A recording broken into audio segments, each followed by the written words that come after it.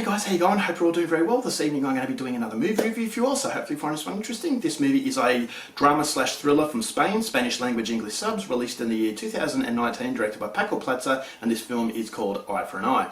So Eye for an Eye is about this male nurse who works at this nursing home. He's very well respected and popular. He helps people with dementia, rehabilitation, and just trying to see these elderly patients have the most comfortable life until they actually pass. And so we get a day-to-day life within this character, but then this character's life is about to be shattered because a person from his past is actually coming back. And so this person is a cartel boss. Now his cartel is still running because his two sons have taken over, but he is now unable to look after himself. He's too old. But he's a very notorious individual. A lot of people died at the hands of this guy, and now this nurse is in charge of caring for him. And so pretty soon the two of them form this bond, but that bond is about to be challenged because we realise that this nurse has some hidden trauma that actually comes out into the open, and this is a chance for the nurse to exact some revenge. And so what that revenge is something you're going to have to find out for yourself, because that's as far as I'm going with my synopsis.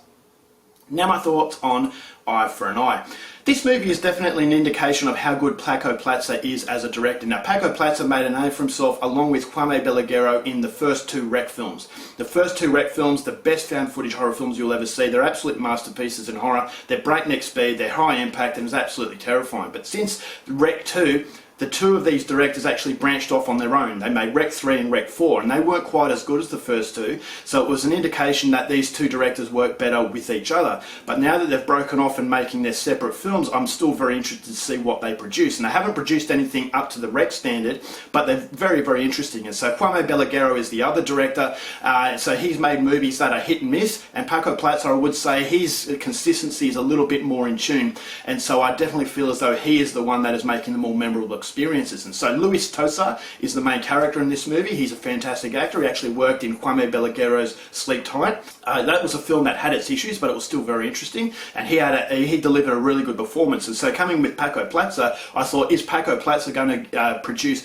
another memorable performance from Luis Tosa? And for an actor to give a good performance, you need a good script and a good, three-dimensional sort of individual. And after watching Eye for an Eye, I will say that's exactly what Luis Tosa gets. This is an individual that is very, very sympathetic. A lot of intrigue is thrown into the film because it's not clear as to why he's so angry with his cartel boss. But as the two of them form this friendship, I could sense that this character was really fighting his inner demons. And that wouldn't have been so without a really good script. And I thought the script in this movie was absolutely fantastic. This is not a horror film, but it is a deeply dark and disturbing ride, and showing you the vicious cycle of vengeance and how vengeance can cloud your judgment. Vengeance can cloud the person that you are, and it's never a healthy thing, because once you commit this certain act, there are going to be consequences, and those consequences will always follow you. And so it's a vicious cycle, and it's a whirlwind. And so this whirlwind I thought was incredibly intriguing because I wanted to know what was going to happen. So Luis Tosa, he delivers a performance that was very, very likeable, but very menacing and terrifying at the same time.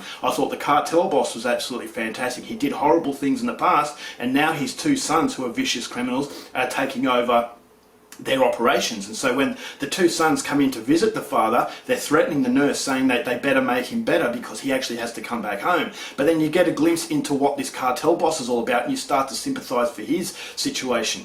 And so it's a message of violence and vengeance, and how that can never be a good thing. It's always going to have destruction in its path. And so I thought Luis Tosa's character, he had a wife, he's expecting his child, so he had a lot to live for, but unfortunately it was the past trauma that was really getting and clouding his judgment to a point where I thought as though he was going to pass the point of no return. And so as the suspense starts to build, I kept on thinking, don't make these decisions because you're going to ruin everything. And so it's showing you vengeance for what it is. It's showing you violence for what it is. It's very destructive. It's not cathartic. It's not something that's going to make you feel better. It's something that's going to make the situation worse. And so it's just a spiraling time bomb up until an absolutely phenomenal ending. I love the way that this movie finished. I'm not going to tell you what happens, but it sums up the vicious cycle that this whole film is trying to show.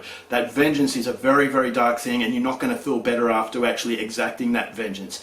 And so as the movie goes on, The suspense was fantastic. The supporting cast were all phenomenal. I really gravitated to the situation of Luis Tosar's character. That was down to the fine performance and the great script that complemented that performance. I thought the cinematography, it's a very downbeat and dreary film. There are some shocking acts of violence, but it's very sporadic, so it doesn't allow you to desensitize yourself to the world that Paco Plaza has created. And it's a world that was very tragic, because even in the two sons, the vicious, the vicious drug runners, I thought as though they had some likable qualities in them as well. And so when really bad things start to happen, as a consequence, you see that sympathetic side of each individual. So it's just a dark, tragic tale of vengeance, and how vengeance can make you a person that you're not necessarily, but it's just that clouding of judgment that goes down a very terrifying path. And this is what Eye for an Eye is all about. And so it shows you violence for what it is. Cinematography is excellent. The soundtrack is very haunting and devastating. And the end, as I said, capped off what was a really, really memorable experience. So Paco Plaza has delivered another great film. Go out there and see it. I'm going to give Eye for an Eye 4 stars.